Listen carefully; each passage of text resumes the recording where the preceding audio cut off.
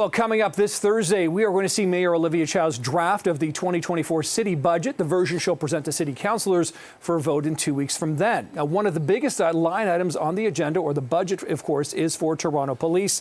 It's also become a big topic of debate in the city. Now, the police board approved an increase of $20 million this year. At present, the budget proposes an increase of $8 million. That's coming from the city bureaucrats. Last week, Mayor Chow defended that move.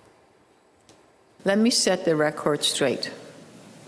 The Toronto Police are receiving millions more on the budget. There's no cuts. There's $25 million on the property tax, and then there are millions in reserve funds, several reserves, one of which is the staffing cost that we may need because negotiation of the contract is happening this year. There's also reduction of their contribution to reserves also. Okay, so that's the mayor. Police Chief Myron Demkiw joins us now live here on CP24 Breakfast to talk more about the issue. Chief, good to see you this morning. We haven't really heard from you actually since the mayor made those comments. How do you respond to what Mayor Chow said there? Well, first of all, I appreciate the opportunity to be here, and I want to acknowledge, listen, I'm in contact with the mayor regularly. Her and I, in fact, spoke yesterday, and we are very much committed to doing everything we can to keep our city the safest place it can possibly be. And my role as a police chief was to put forward the most efficient budget we could to ensure that we work towards adequate, effective police services, which is our legislative requirement. And that's what I did December 19th before the Police Service Board. That budget included a request for an increase of $20 million. That $20 million represents the ability that we have as an organization to continue to hire, to make sure that we are doing everything we can to improve our core service delivery. One of the challenges we're facing right now is our ability to respond to priority one calls is now upwards of 22 plus minutes. And to be clear, you know, and to humanize this a little bit, this is when people need us the most, when they are in dire concern for their safety and well-being.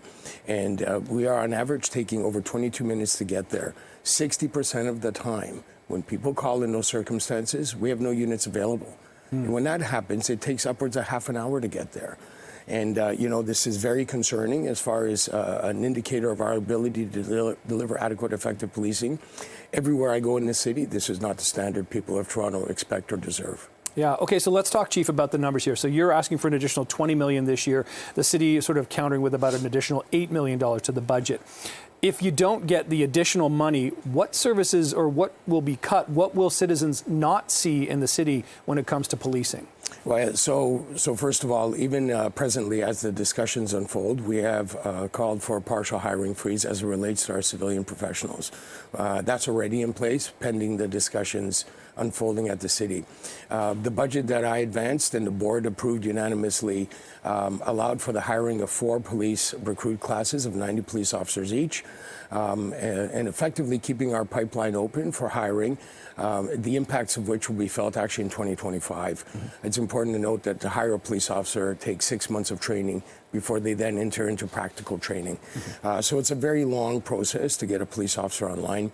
And what you'll see happening over time is we'll assess the needs as it relates to our core service delivery, and things like neighborhood community officers, proactive traffic enforcement are all in jeopardy as we continue to try to meet the urgent demands in our core service delivery, particularly if we see no prospect of reconstituting that capacity. Yeah, and it's always interesting, right? I mean, the city, of course, is facing a $1.8 billion deficit this year. This is a huge number. And the police budget, of course, is one of the biggest line items at City Hall, indeed.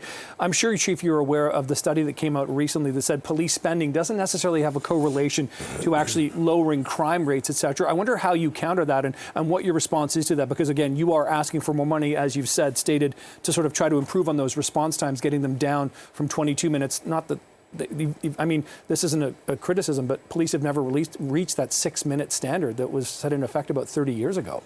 Yeah, so let me start with the study you're citing, and I think it's important to unpack that for Torontonians, given the media attention that study got.